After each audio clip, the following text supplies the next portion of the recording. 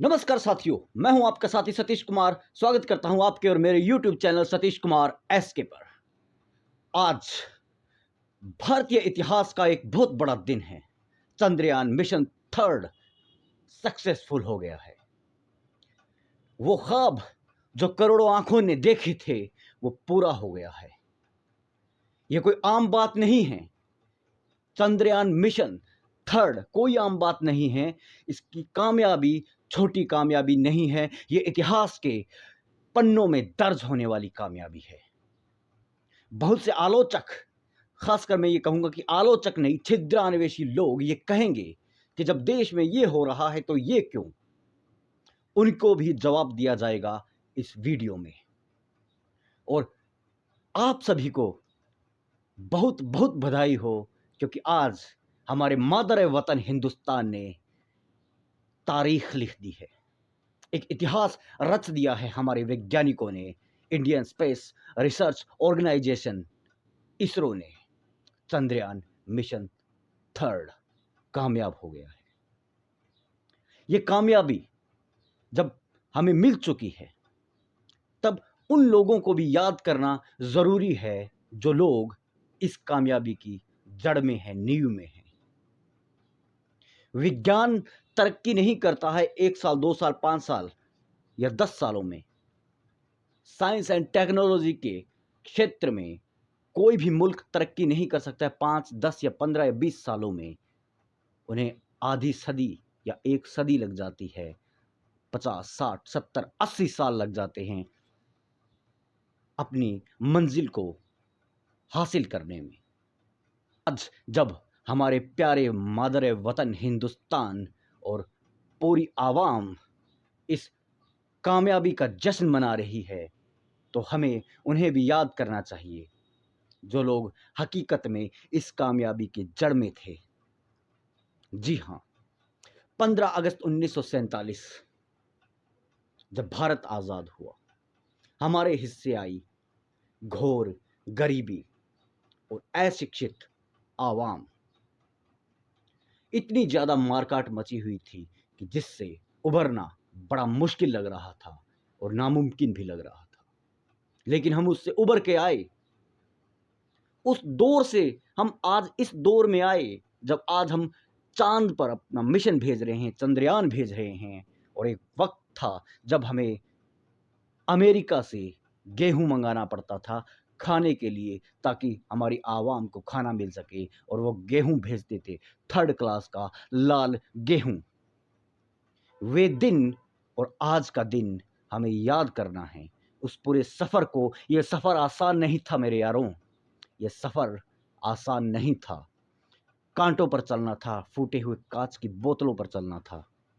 ये सफ़र बहुत मुश्किल था। 15 अगस्त 1947 को जब भारत आज़ाद हुआ और हमारा पहला मंत्रिमंडल बना, पहले आम चुनाव हुए, उसके बाद जो नीतियां बनाई गई और उन नीतियों का फल आज हमें मिल रहा है। क्योंकि भारी इन्वेस्ट किया गया था शिक्षा पर, औद्योगिकीकरण पर। शिक्षा पर किया गया इन्वेस्ट कभी भी फिजूल नहीं जाता।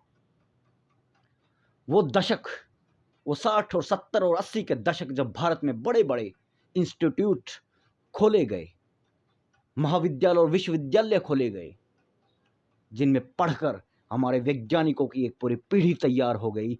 और आज ये दिन हम देख रहे हैं जब खुशी हमारे सीने में समा नहीं रही है। हम ढूंढ रहे हैं कि कोई साथी मिले, हम गले मिलते हुए उसे बताएं कि हम चांद पर चढ़ गए हैं, हम चांद को फतेह कर चुके हैं। चंद्रयान मिशन तीसरा सफल हो चुका है। ये सफर जो तय किया है हमारे वैज्ञानिकों ने, ये आसान नहीं था। जैसे कि मैंने पहले बताया, जब भारत आज़ाद हुआ और हमारा पहला मंत्रिमंडल बना, उसके सामने बहुत सारी चुनौतियां थी। और सबसे बड़ी जो चुनौती थी वो थी जनसंख्या, अशिक्षित आवाम और भयावह गरीबी। इनसे लड़ने के लिए तरह तरह की योजनाएं बनाई गई। पंचवर्षीय योजनाओं का एक फॉर्मूला लागू किया गया जो आज तक चल रहा है और जो कामयाब भी है। उनके तहत शिक्षा पर भारी इन्वेस्ट किया गया। हम कैसे भूल सकते हैं उन लोगों को, भले वो हमारे पहले प्रधानमंत्री जवाहरलाल नेहरू हो, डॉक्टर भीमराव अंबेडकर हो, सर्वपल्ली डॉक्टर राधाकृष्णन हो, डॉक्टर जाकिर हुसैन हो, या उनकी पूरी टीम हो, जिनकी दूरदर्शिता का परिणाम था शिक्षा। और आज जो हम कामयाबी देख रहे हैं, उसकी जड़ में, उनकी नींव में उन्हीं लोगों का हाथ सबसे बड़ा था। उन्हीं लोगों ने वो नींव रखी थी, जिस नींव पर आज हमारा मादर वतन हिंदुस्तान खड़ा है। हम ये कैसे भूल सकते हैं? आज का दिन बहुत बड़ा है हर एक हिंदुस्तानी के लिए। जब हमारा चंद्रयान मिशन पहले सफल नहीं हुआ था, बहुत कुछ सुनना पड़ा था हमें कि इनके पास तो गरीब आवाम है और ये चांद पर चढ़ने के सपने देख रहे हैं।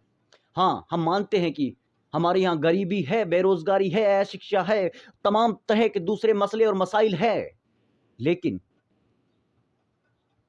क्या हम ये ख्वाब देखना, ये सपने देखना छोड़ दें? क्या हम चांद पर जाने का सपना देखना छोड़ दें? नहीं। हर दिशा में काम होता है। एक सिस्टम, एक माकूल सिस्टम वही होता है जो हर दिशा में काम करता है। वो गरीबी को दूर करने के लिए भी प्रयास करता है, वो बेरोजगारी खत्म करने के लिए भी प्रयत्न करता है, और वो चांद पर जाने की भी कोशिश करता है। वो आविष्कार भी करता है और रोजगार के अवसरों को पैदा भी करता है।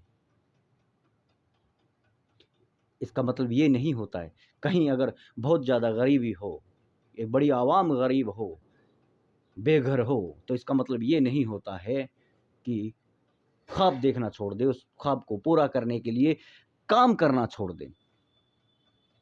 ये भी होगा, ये भी ख़त्म होगे कभी ना कभी। जैसे 70 के दशक में हमारी माननीय प्रधानमंत्री इंदिरा गांधी ने एक नारा दिया था ना, गरीबी हटाओ। वो नारा आज भी काम करता है। हम मानते हैं बहुत सारे अंतर विरोध है हमारे आपस में, लेकिन जब हमारा मुल्क कुछ महान अचीव करता है, कुछ ग्रेट अचीव करता है, तब ये सीना चौड़ा हो जाता है, और मेरा ही नहीं, हर एक हिंदुस्तानी का हो जाता है। जैसा मैंने पहले बताया कि हमारी राह आसान नहीं थी। 15 अगस्त 1947 को हम आज़ाद हुए, भारत का संविधान लागू हुआ, फिर पहले आम चुनाव हुए, हमारी सरकार बनी, चुनी हुई सरकार बनी, और हम दुनिया के सबसे बड़े लोकतंत्र बने, और इन्वेस्ट किया गया शिक्षा पर। जब हम काम कर रहे थे, जब हम जूझ रहे थे अपनी ही समस्याओं से, बढ़ती हुई आबादी से, हम जूझ रहे थे गरीबी और अशिक्षा से, तभी हमारे ऊपर हमले करने शुरू कर दिए हमारे कुछ पड़ोसी मुल्कों ने। हमने 1962 देखा जब चीन जैसी महाशक्ति ने हम पर हमला कर दिया, और हम गुटनिरपेक्ष नीति के तहत हम शांति या अहिंसा की नीति का पालन कर रहे थे। हम सेना नहीं बना रहे थे, हम हथियार नहीं खरीद रहे थे। हालांकि वो भी एक बिल्कुल सही निर्णय था, क्योंकि हमारी ज़रूरतें ही इतनी थी कि हमें हथियार, हम करते क्या, कैसे उस तरफ ध्यान चला जाता किसी का भी, क्योंकि भुखमरी बहुत थी, गरीबी बहुत थी। 1962 में चीन चढ़ाया हमारे ऊपर, और हमारे नौजवान सैनिकों ने डट कर उनका मुकाबला किया। एक तरफा हमला था, एक तरफा युद्ध विराम हो गया, लेकिन उससे सबक लिया और हमने हर तरफ विकास करना शुरू कर दिया। हमने हमारी सेना को भी मजबूत किया। 62 में चीन ने हमला कर दिया, तो 65 तक आते आते हमारे पड़ोसी मुल्क ने भी, पाकिस्तान ने भी सोचा कि ये कमज़ोर है, इन पे हमला करो। 65 की जंग लड़ी।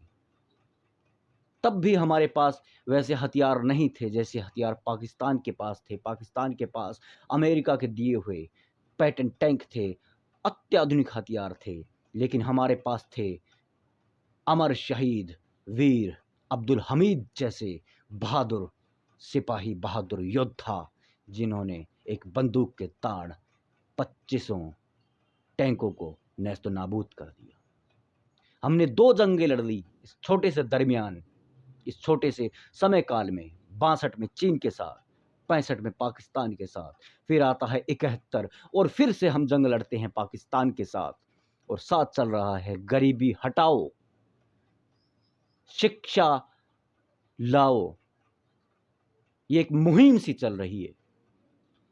शिक्षा पर हमने हर काल में इन्वेस्ट किया है और वही इन्वेस्ट आज फल दे रहा है। जैसा मैंने बताया कि 62 हुआ, 65 हुआ, 71 हुआ, हम लगातार जंगें कर रहे थे। इसके अलावा विद्रोह, तब बहुत से विद्रोह हुए, उनसे जूझ रहे थे। इसके अलावा बहुत से प्राकृतिक आपदाएं, विपदाएं आई, हम जूझते रहे। और एक दौर ऐसा आया जब भारत को IMF ने लोन देने से मना कर दिया। बहुत सारी चीजें हुई, सोना गिरवी रखना पड़ा, उनकी शर्तें माननी पड़ी।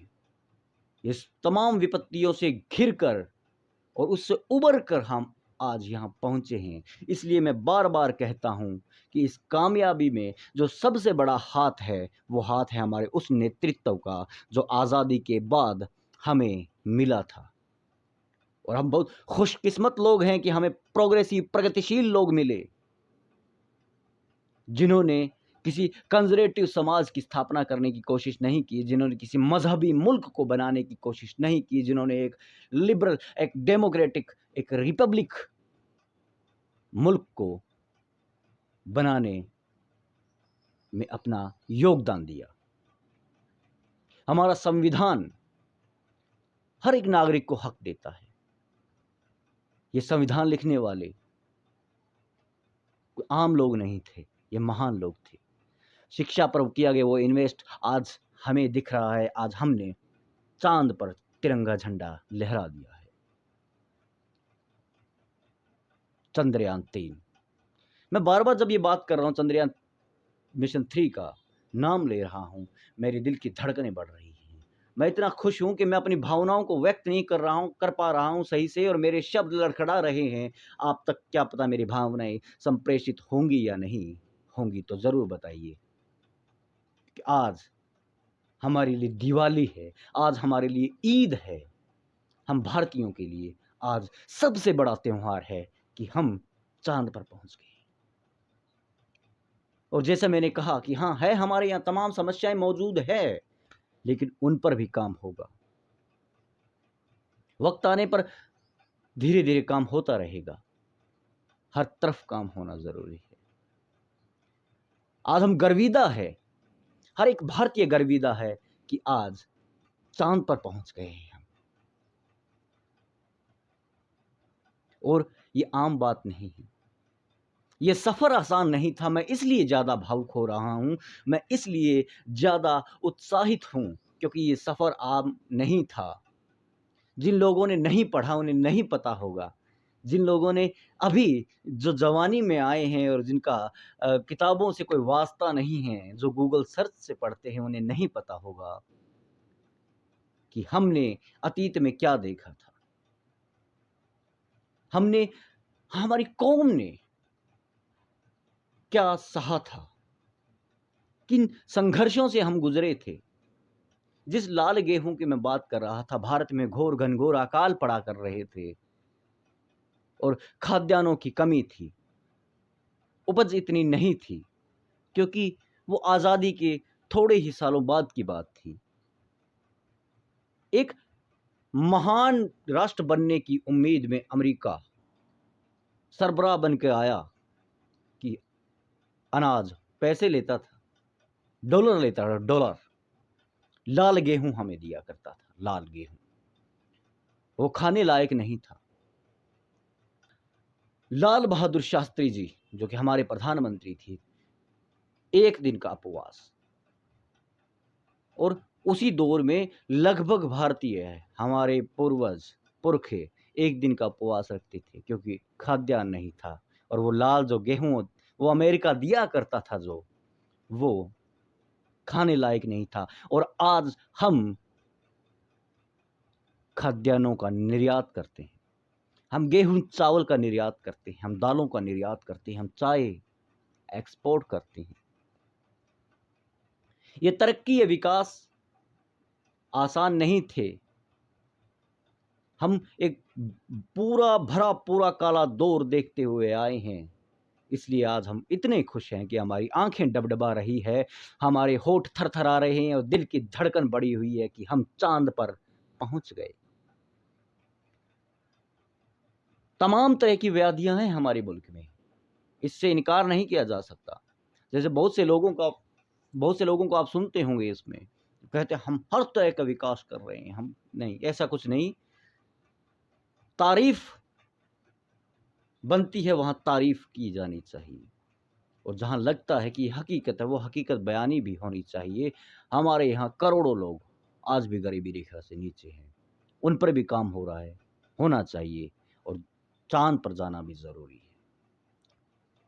विज्ञान और तकनीक के क्षेत्र में भी आगे आना ज़रूरी है, और न केवल हमारा ही आगे आना ज़रूरी है, बल्कि हमारे पड़ोसी भी आगे आएँ, क्योंकि ऐसा हमारा कल्चर कहता है, हमारी संस्कृति कहती है, एक मनुष्यता कहती है कि हमारे यहाँ भी तमाम व्याधियाँ, दुख, कष्ट खत्म हो और हमारे पड़ोसियों के भी खत्म हो।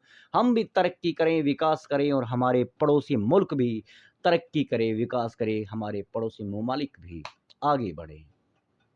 भले वो पाकिस्तान हो, नेपाल हो, भूटान हो, बांग्लादेश हो, श्रीलंका हो या मालदीव हो, भले अफ़गानिस्तान हो, ईरान हो, वे भी आगे बढ़े, सभी आगे बढ़ें, और हर तरफ खुशी हो, जंग ना हो, युद्ध ना हो, क्योंकि एक युद्ध एक पूरे मुल्क को आधी से ज़्यादा सदी पीछे कर देता है।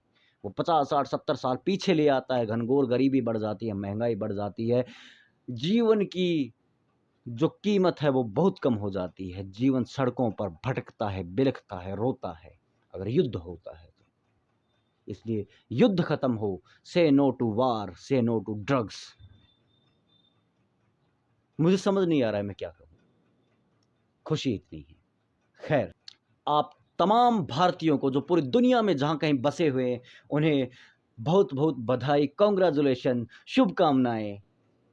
और जाने से पहले एक बार फिर से कहूँगा आपको कि वीडियो पसंद आए तो लाइक कीजिए, शेयर कीजिए, और मेरे चैनल को सब्सक्राइब करें, और बेल आइकन दबाना न भूलें। विदा।